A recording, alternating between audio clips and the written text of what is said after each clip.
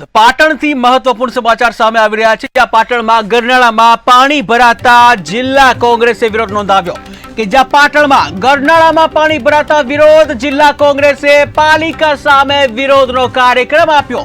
ત્યારે પ્રથમ રેલવે ગરનાળામાં પાણી ભરાયું છે, જ્યાં પ્રી મોન્સૂન કામગીરી કાગળ પર હોવાના આક્ષેપ કરવામાં આવ્યા છે। ત્યારે ભાજપની છત્રીને ગરનાળામાં ડૂબાડી વિરોધ કરવામાં આવ્યો છે। તો મહત્વપૂર્ણ સમાચાર પાટણથી સામે આવી રહ્યા છે કે જ્યાં ગરનાળામાં પાણી ભરાવાને લઈને વિરોધ કરવામાં આવ્યો છે, ત્યારે જિલ્લા કોંગ્રેસે પાલિકા સામે વિરોધનો કાર્યક્રમ આપ્યો।